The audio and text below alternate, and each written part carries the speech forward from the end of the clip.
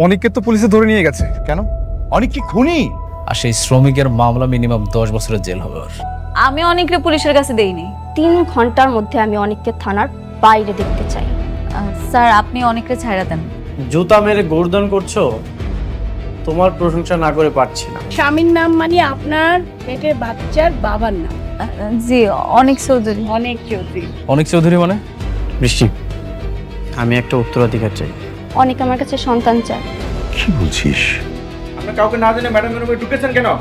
ম্যাডামের অনুমতি ছাড়া ম্যাডামের রুমে ঢোকা নিষেধ। আমি তোদের ম্যাডামের হাজবেন্ড, কিছুদিনের মধ্যে আমাদের বিয়ে হবে। আপনি যেই হন না কেন, আমার উপর হুকুম আছে, ম্যাডামের রুমে অনুমতি ছাড়া ঢোকা নিষেধ। আপনি ঢুকেছেন কেন? যান বাইরে হন। তোর এত বড় সাহস, তুই আমার সাথে বেয়াদবি করিস? স্যার আমাকে মারলেন আপনি। রাতুল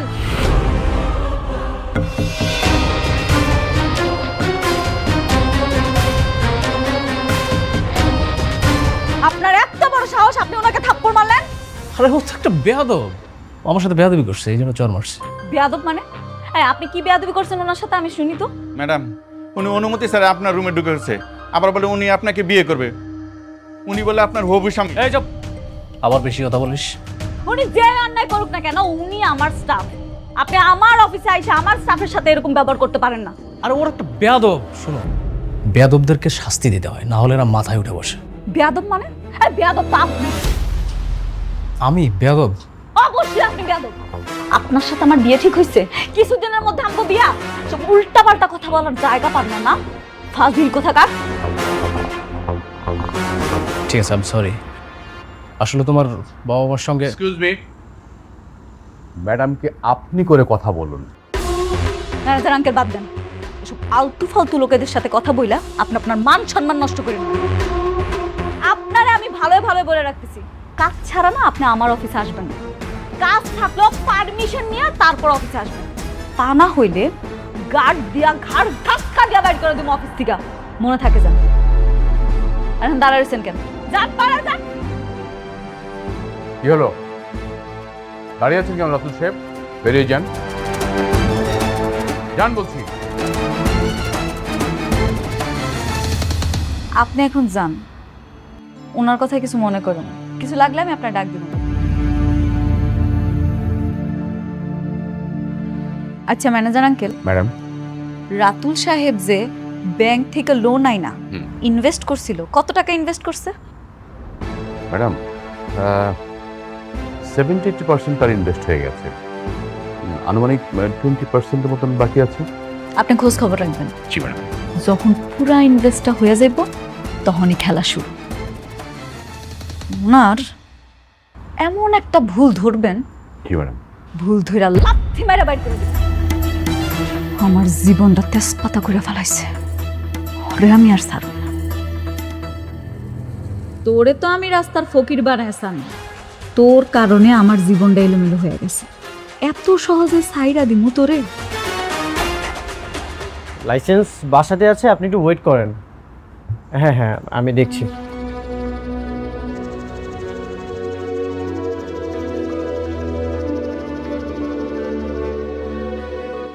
প্রয়োজনের সময় কিছুই পাওয়া যাবে না।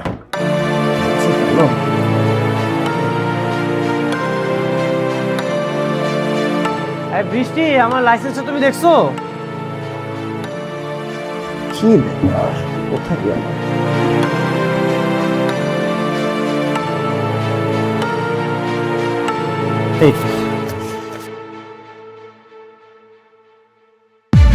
প্রিয় বৃষ্টি, জানি না কিভাবে আমি আমার ভালোবাসার কথা তোমাকে জানাবো।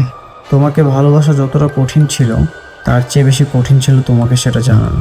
আমি জানি আমাকে তুমি ভালোবাসো না, কিন্তু বিশ্বাস করো আমি তোমাকে ভালোবাসি। সাব্বির আহমেদ। বৃষ্টি, বৃষ্টি, বাবা। বৃষ্টি কোথায়? ও একটু বাইরে গেছে। বাইরে গেছে? কার সাথে? মানে সাব্বির সঙ্গে গেছে। কেন বাবা, কোনো সমস্যা? না, কোনো সমস্যা না।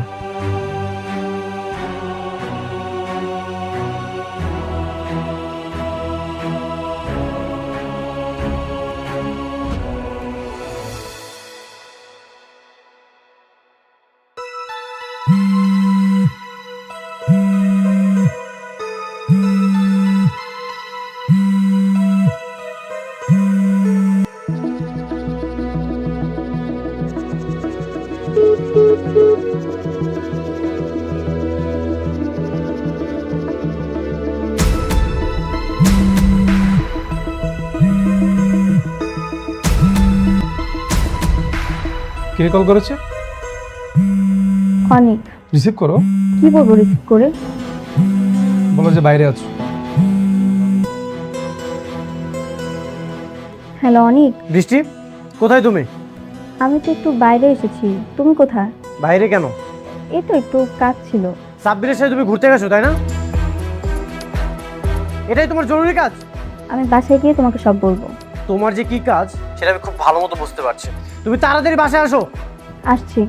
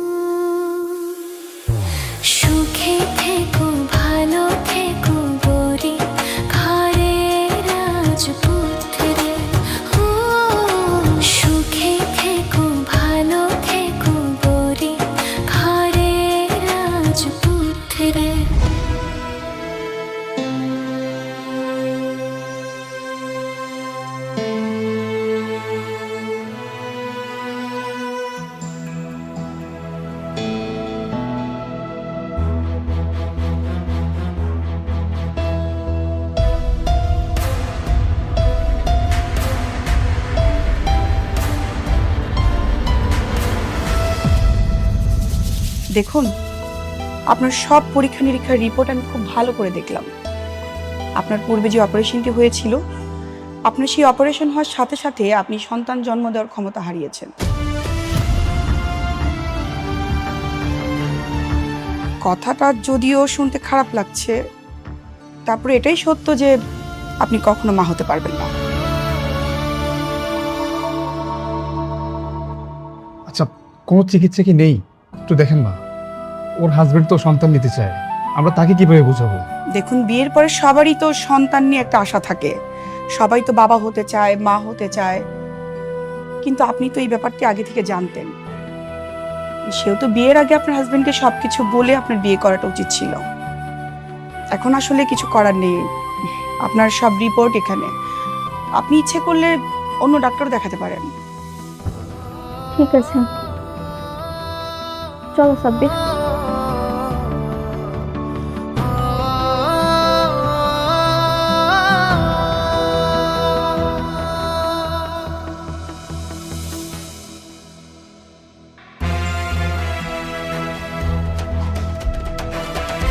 শালা ফকিন্নির বাচ্চা, বড় লোক হওয়ার পর ওর অহংকারে মাটিতে পা পড়ে না।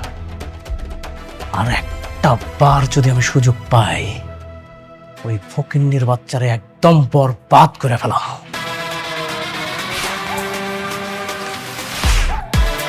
শোনো না জান, আমাকে একটু বাইরে নিয়ে যাবে? আমার না খুব আইসক্রিম খেতে ইচ্ছে করছে। তুই কি ফিডার খাইস? একা একা বাইরে যাইতে পারিস না?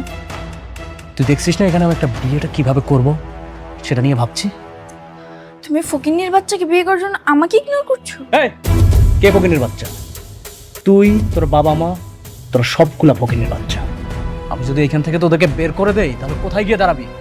কে কাকে বাড়ি থেকে বের করে দিচ্ছে?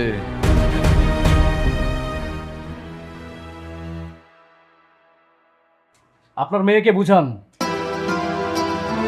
আমার কাজে যদি কেউ বাধা দেয় না, তাহলে কিন্তু তার খবর আছে। আর শুনেন, সবসময় বিয়ে বিয়ে করবেন না, একদম ভদ্রলোকের মতো থাকবেন। মেঘলা কি বিয়ে করতে রাজি হয়েছে? রাজি হয় নাই, তবে কিভাবে ওকে রাজি করাতে হয় সেই পথটা আমি খুঁজে বের করেছি। মেঘলার আমার বিয়েটা এখন আর কেউ ঠেকাতে পারবে না।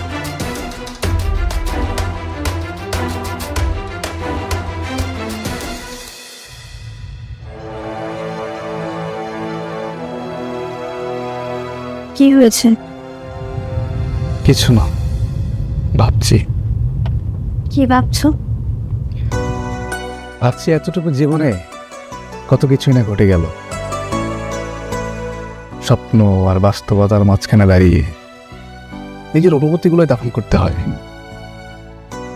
ভুল সময়ে ভুল মানুষের প্রতি মায়া জন্মালে সঠিক সময় তা তো মনে পড়বেই। বৃষ্টি, আমরা মানুষটা না বড়ই অদ্ভুত। যে যাকে চায় সে তাকে পায় না, আর যাকে চায় না তার সাথে সারাটা জীবন কাটিয়ে দিতে হয়। মানুষের জীবন বড়ই রহস্যময়। সাব্বির, এটা কিন্তু ঠিক না। তুমি কিন্তু বলেছিলে অতীতের কথা মনে করে বর্তমান সম্পর্ক নষ্ট করবে না। এসব পুরনো কথা বাদ দাও।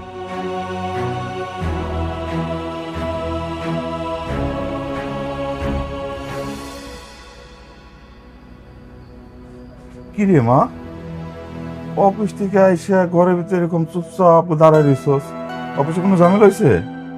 না আব্বা, ভাল লাগতাছে না কিছু। নিজের পোড়া কপালটার কথা চিন্তা করতেছি। এইভাবে বলিস না মা, আল্লাহর উপর ভরসা রাখ, সব ঠিক হয়ে যাইব। ভরসা ভরসা নাই আম্মা। ছোটবেলা থেকে তোমাকে বাপ মা হিসেবে জানতাম, হঠাৎ করে জানলাম তোমরা নাকি আমার আসল বাপ মাই না। ঠিক আছে, মাইনা নিলাম।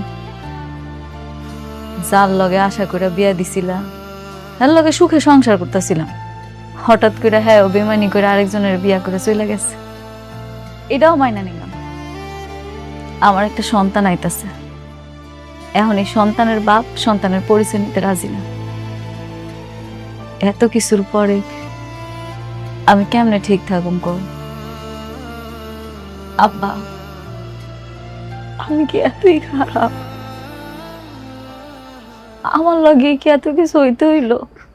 আমার লগে কি একটু ভালো কিছু হইতে পারলো না জীবনে?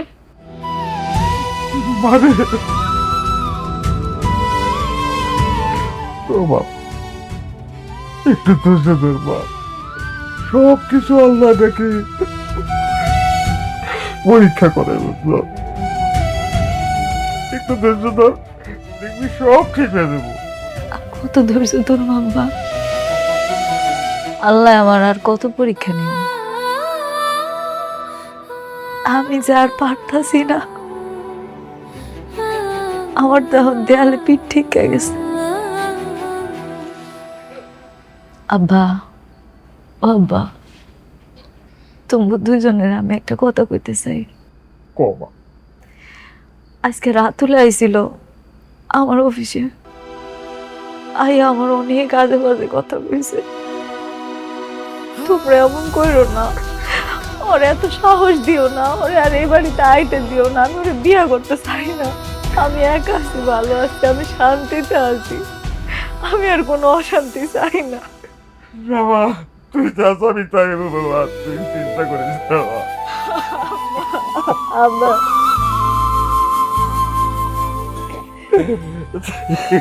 ধৈর্য ধর মা।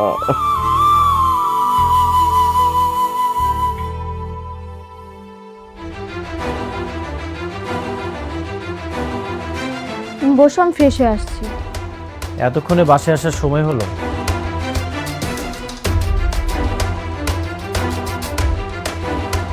সারা রাত বাইরে থেকে আসতেই তো পারতে। কি বলছো এসব? আমার একটু কাজ ছিল তাই বাইরে গিয়েছিলাম। তুমি এভাবে কথা বলছো কেন? কাজ ছিল? কি এমন গুরুত্বপূর্ণ কাজ যেখানে তুমি আমাকে না নিয়ে গিয়ে সাব্বিরকে নিয়ে গেছো? অনেক, তুমি কিন্তু শুধু শুধু আমি আমার ওয়াইফের সাথে কথা বলছি, আমি তোমার কোনো কথাই শুনতে চাই না। দেখো অনিক, রাগ করাটা তোমার অধিকার, কিন্তু অসম্মান করাটা তোমার দিন দিন স্বভাব হয়ে দাঁড়িয়েছে। সন্দেহের দেওয়াল যখন উঁচু হয়ে যায় তখন সত্য কথাগুলো প্রতিধ্বনি ফিরে আসে, কারো কান পর্যন্ত পৌঁছায় না। কি বোঝাতে চাচ্ছ তুমি? এই পৃথিবীতে যাকে আমি বিশ্বাস করেছি সেই আমার সাথে বিশ্বাসঘাতকতা করেছে।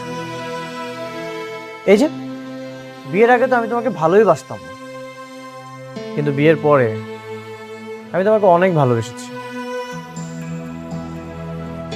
আর এখন তুমি আমার ভালোবাসাটা নষ্ট করতেছো। অনেক, কি বলছো তুমি এসব? কে তোমার সাথে বিশ্বাসঘাতকতা করেছে? আর তুমি না অকারণে আমাদেরকে ভুল বুঝছো। আমি তোমার সাথে এখানে কথা বলতে চাই না, তোমার সাথে আমি বাইরে যেয়ে কথা বলবো। বাইরে চলো। ওকে, চলো। কোথায় যাচ্ছ তোমরা? তুমি যখন বাইরে গিয়েছিলে তখন তো আমাকে বলে যাওনি, এখন কেন আমি তোমাকে কৈফিয়ত দিব?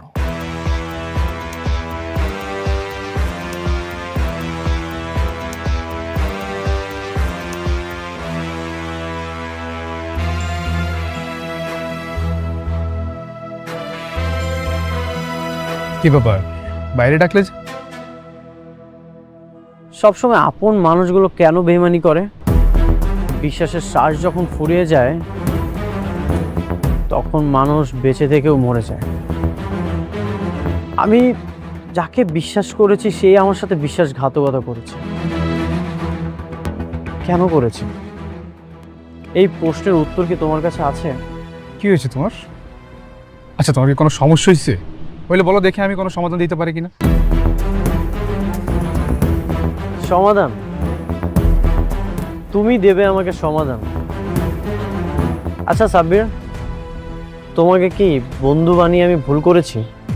আচ্ছা, আমি না বুঝতে পারছি না, বন্ধু বানানো ভুল হবে কেন? আচ্ছা, তোমার কি হয়েছে আমাকে সরাসরি বলো।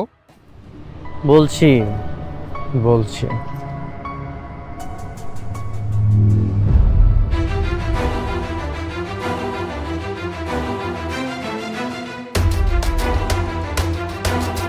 এটা পড়ো। চিঠি? জোরে জোরে পড়ো। প্রিয় বৃষ্টি। কি হলো, চুপ হয়ে গেলে যে? সুন্দরভাবে পড়ো, ইমোশন দিয়ে পড়ো, যেন শুনতে ভালো লাগে। প্রিয় বৃষ্টি, জানি না কিভাবে আমি আমার ভালোবাসার কথা তোমাকে জানা। কি হলো, আবার চুপ হয়ে গেলে যে? পড়ো, জোরে জোরে পড়ো।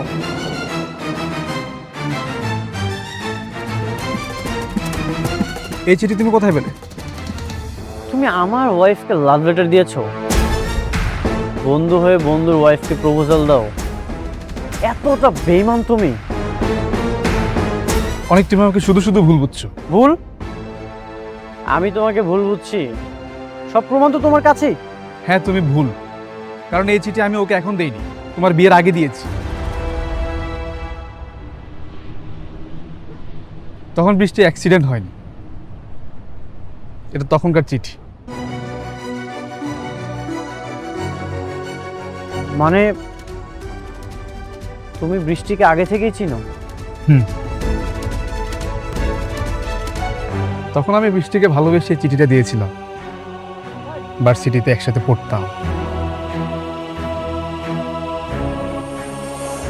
আই লাভ ইউ বৃষ্টি।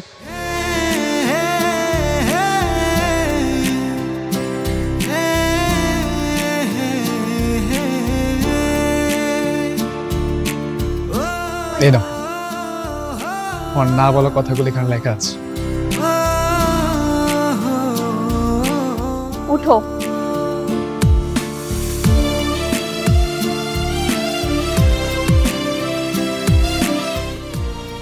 এসব কি সাব্বির?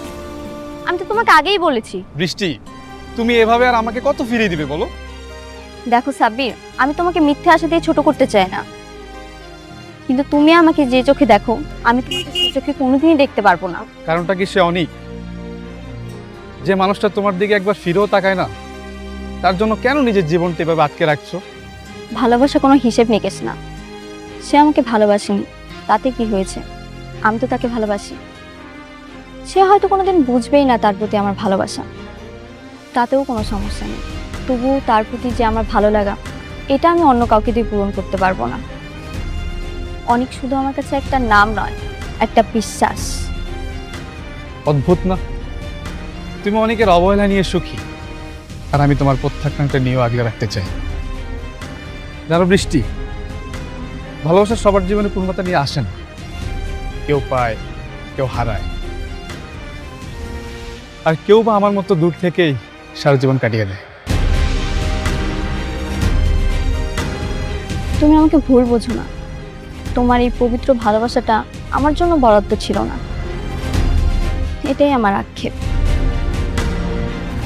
বৃষ্টি, তোমার অনেককে তুমি যেভাবে আজীবন ভালোবেসে যাবে, আমার হৃদয়ের গভীরেও তুমি সেভাবেই থেকে যাও। তোমার কোনো দায়বদ্ধতা নেই আমার প্রতি। আমার এই নিঃস্বার্থ ভালোবাসা তোমার ভালো থাকায় কখনো বাধা হয়ে দাঁড়াবে না।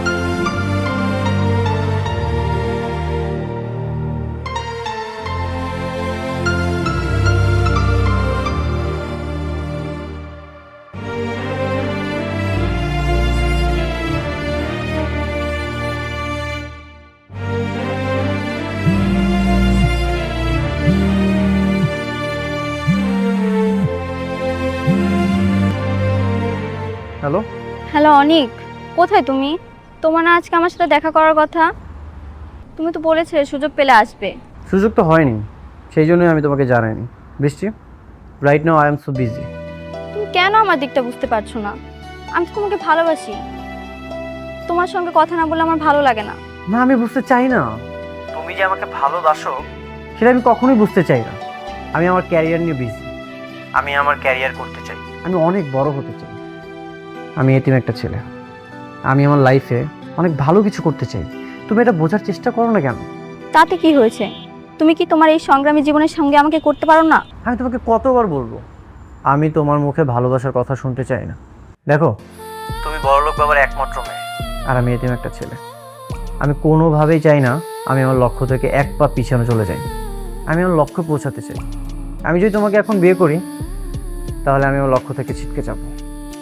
আর আমি খুব ভালো মতোই জানি তুমি বড়লোক বাবার একমাত্র মেয়ে।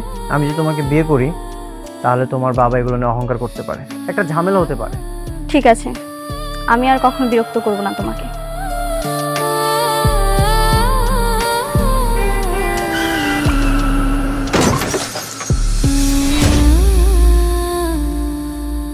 বৃষ্টি, বৃষ্টি আসলে তোমাকে খুব ভালোবাসে। সেদিন আমাকে বৃষ্টি অনেকবার কল করেছিল, কিন্তু আমি ব্যস্ততার জন্য ওর সাথে দেখা করতে পারিনি। তারপর আসলে আমার প্রতি বৃষ্টি কখনো ভালোবাসা জন্মায়নি। বৃষ্টি তোমাকে খুব ভালোবাসে। ও, বৃষ্টির একটা পা অচল হয়ে গেল, আর এই জন্য তোমার ভালোবাসা অচল হয়ে গেল। আমি চেয়েছিলাম বৃষ্টিকে ভালোবেসে সারা জীবন আগলে রাখতে, কিন্তু বৃষ্টি চায়নি। সে আমাকে বলেছিল যে আমার একটা পা অচল হয়ে গেছে, তাই বলে ভেবো না আমি তোমাকে ভালোবাসি। সে আসলে তোমাকে ভালোবাসে, আমাকে না।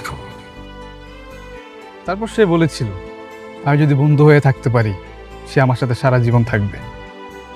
তাই আর কি, বন্ধু হয়ে তার বাবার অফিসে চাকরি করছি। সে আসলে আমাকে না, তোমাকে ভালোবাসে। বৃষ্টি যদি আমাকেই ভালোবাসতো তাহলে তোমরা আজকে কোথায় গিয়েছিলে? কোথায় গিয়েছিলে তোমরা?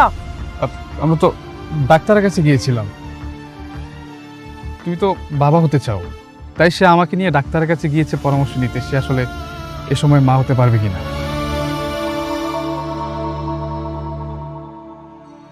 ভালোবাসা ততক্ষণই সুন্দর যতক্ষণ তার পবিত্রতা রক্ষা হয়। তুমি এমন কিছু করো না যেটাতে সব কিছু নষ্ট হয়ে যায়।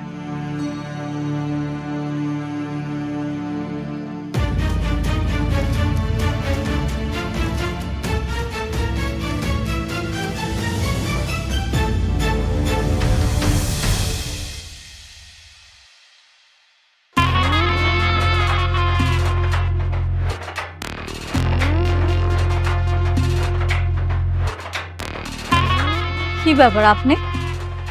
আপনারা না আমি কইছি আপনার কাজ না থাকলে আমার অফিসে আইবেন না। আপনি তো আইসেন লগে করে আবার হ্যাগল হয়ে আইছেন। মতলবটা কি কোন তো? আপনার জন্য একটা গিফট নিয়ে এসেছি, আর এটা দেওয়ার জন্যই আমরা এসেছি।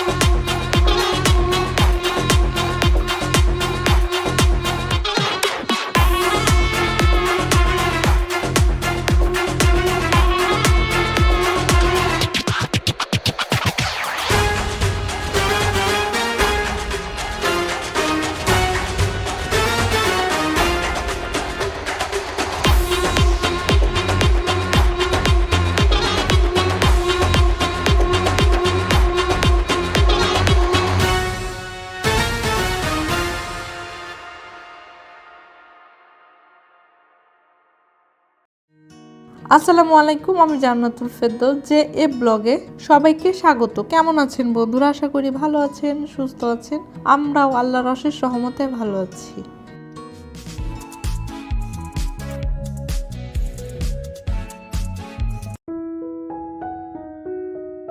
শুভ সকাল। আজকের ব্লগটা সকাল থেকে শুরু করে দিয়েছি। ছাদে উঠেছি গাছে পানি দেওয়ার জন্য। আর গাছে পানি দেওয়ার উদ্দেশ্য করে প্রতিদিন সকাল সন্ধ্যা 2 বেলা করে ছাদে আসতে হয়, হাঁটতেও আসি। সকাল সকাল ঘুম থেকে উঠলে আমার মন শরীর দুটোই ভালো থাকে। চেষ্টা করি প্রতিদিনই সকাল সকাল ঘুম থেকে উঠার, কিন্তু এখন তো শীতের সময়, অনেক সময় ঘুম থেকে দেরি করে ওঠা হয়। তো দেরি করে উঠলে সমস্ত কাজই পিছিয়ে পড়ি, কাজগুলো এলোমেলো হয়ে যায়। এই জন্য আমি সকাল সকাল ঘুম থেকে উঠতে পারলে আমার দিনটা বেশি ভালো যায়। তো আজকেও আমি বেশ সকালে ঘুম থেকে উঠেছি, তার জন্য আজকের ব্লগটা খুবই সকাল থেকে শুরু করে দিয়েছি।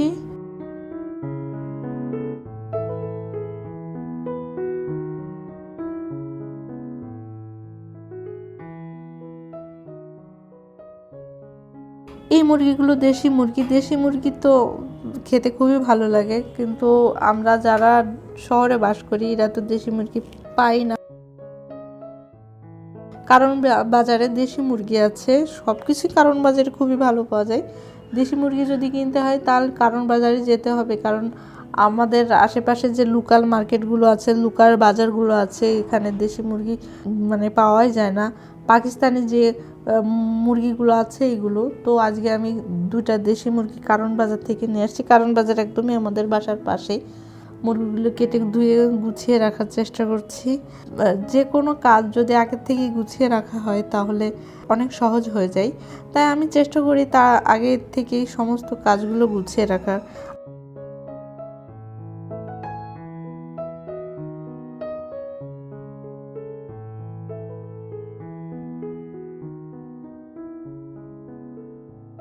দেশি সবকিছু খেতে খুবই ভালো লাগে, কিন্তু ঢাকায় দেশি বলে অনেক কিছু বিক্রি করে ফেলে। দেশি মাছ কোনটা দেশি আর কোনটা চাষের বুঝে ওঠা খুবই কঠিন হয়ে গিয়েছে। যারা চিনেন তারা তো চিনেন, আর যারা চেনেন না তাদের কষ্ট হয়। দেশি বলে কিনে নিয়ে আসার পরে দেখা যায় এগুলো চাষের, এগুলো হাইব্রিড। কিছুই করা নেই, বেঁচে থাকার জন্য খেতে হবে, আর তার জন্য সংগ্রাম এভাবে করে যেতে হবে।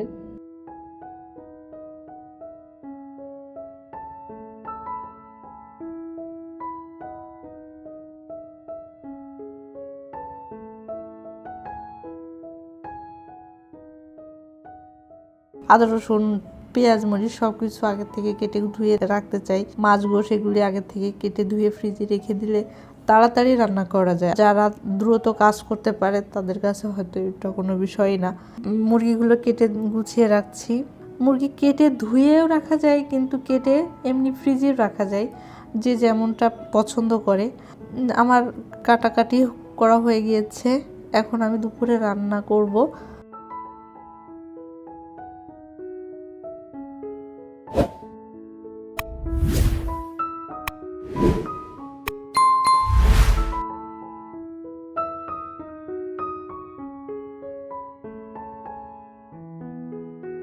আজকে দুপুরে মুরগির মাংস রান্না করব, বেগুন ভাজি করব, সেই সাথে খিচুড়ি রান্না করব।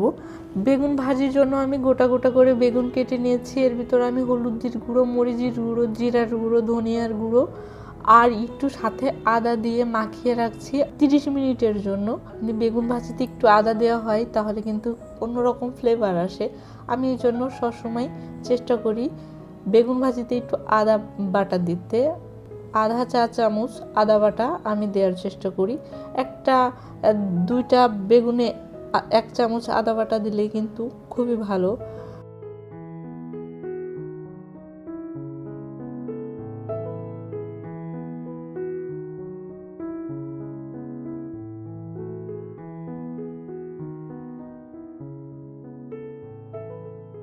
বেগুন ভাজিটা মেখে রেখে দিয়ে আমি মুরগিটা বসিয়ে দিচ্ছি, রান্না বসিয়ে দিচ্ছি। এজন্য আমি মশলাটা ভালো করে কষিয়ে নিচ্ছি। দেশি মুরগি খুব বেশি সময় লাগবে না রান্না করতে। আমি ভালো করে মশলাটা কষিয়ে নিচ্ছি। সব সময় ভালো করে মশলাটা কষালে কিন্তু তরকারি খেতে কিন্তু খুবই ভালো লাগে। কষানোর ভেতরে কিন্তু রান্নার টেস্ট বাড়ে, আমার তাই মনে হয়।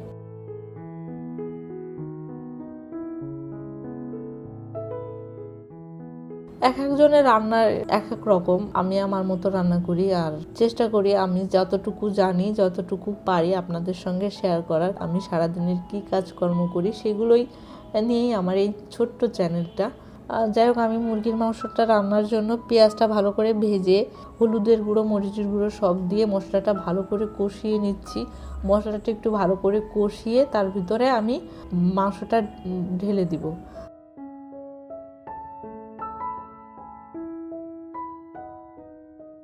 মশলাটা কষানোর সময় একটু পানি দিতে হবে। মশলাটা পুড়ে গেলে তরকারির স্বাদটা নষ্ট হয়ে যাবে।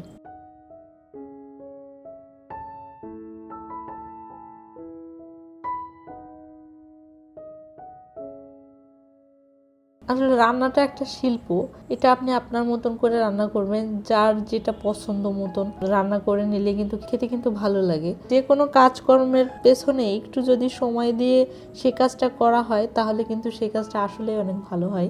তো আমিও একটু সময় নিয়েই রান্না করছি।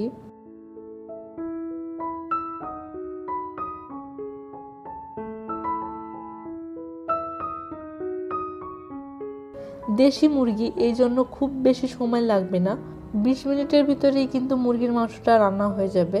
ভালো করে কষিয়ে ঢেকে দিচ্ছি।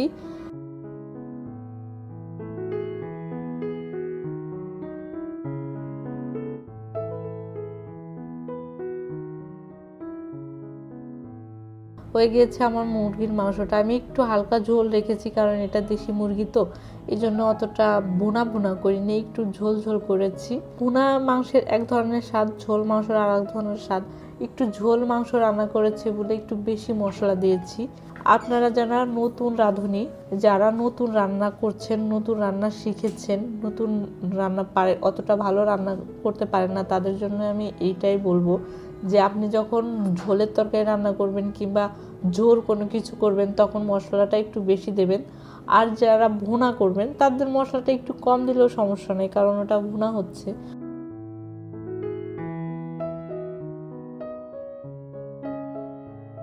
তো মুরগির মাংস রান্না হয়ে গিয়েছে, বেগুনটা ভাজি করে নিচ্ছি। আর তেল একটু বেশি করে দিতে হবে, তাহলে বেগুনটা মচমচে ভাজি হবে। আর কম তেল দিলে কিন্তু ভালো মচমচে হয় না। বেগুনটা সুন্দর করে লাল লাল করে ভাজি করে নিচ্ছি।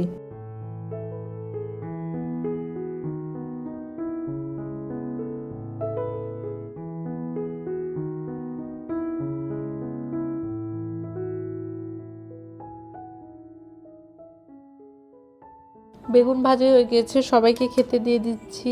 খেতে খেতে একটা কথা বলছি, আপনারা যারা আমার ভিডিওতে নতুন তারা প্লিজ আমার ভিডিওতে একটা লাইক দিবেন। যারা আমার ভিডিও দেখছেন কিন্তু সাবস্ক্রাইব করেন নাই তারা প্লিজ আমার ভিডিওটি সাবস্ক্রাইব করে পাশে রাখা অল অপশনটি প্রেস করে দিবেন, তাহলে আমার সমস্ত নতুন ভিডিও নোটিফিকেশন আপনার কাছে চলে যাবে।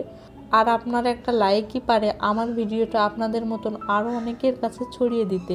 আপনারা যারা আমাকে সাপোর্ট দিচ্ছেন, আপনারা যারা আমার ভিডিও দেখছেন তাদেরকে অসংখ্য ধন্যবাদ।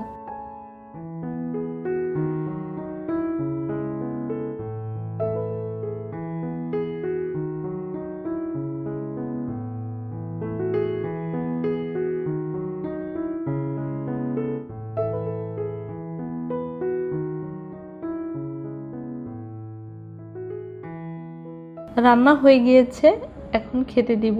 ফ্যামিলির সবাই মিলে খেতে বসে গিয়েছি টেবিলে। আজকে যে খাবারগুলো রান্না করেছি সবগুলোই তাফিয়ার খুবই পছন্দের খাবার।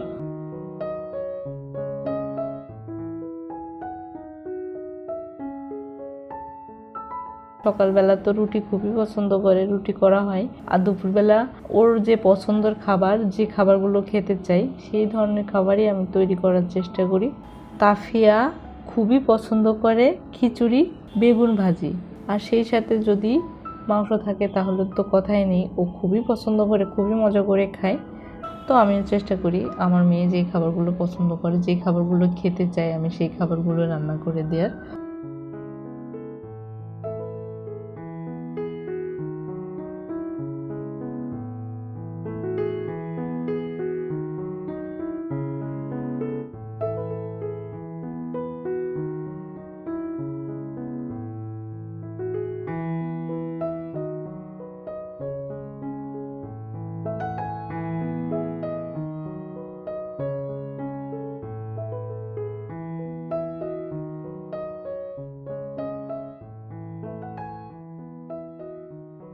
এই মার্কেটগুলো আর্টিফিশিয়ালি বেশি, এমনভাবে আর্টিফিশিয়ালগুলো সাজিয়ে রেখেছে মনে হচ্ছে ফুলের মেলাতে আসছি।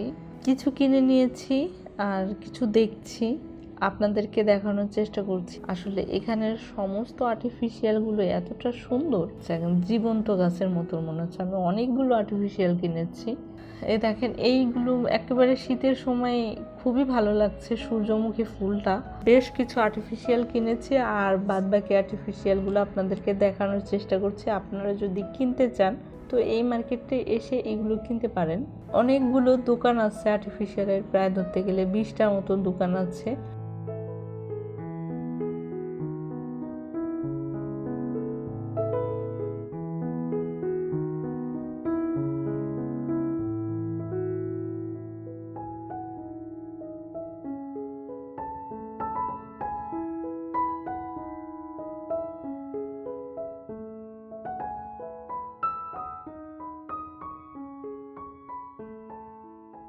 তো ঘুরে বেড়াচ্ছি, ঘুরতে ঘুরতে অনেকটা দেরি হয়ে গিয়েছে, বাসায় চলে যাব।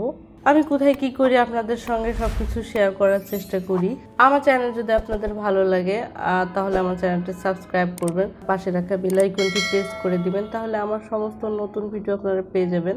আজকে তাহলে এই পর্যন্ত। ভালো থাকেন, সুস্থ থাকেন। নতুন ভিডিওতে আবার দেখা হবে। আল্লাহ হাফেজ।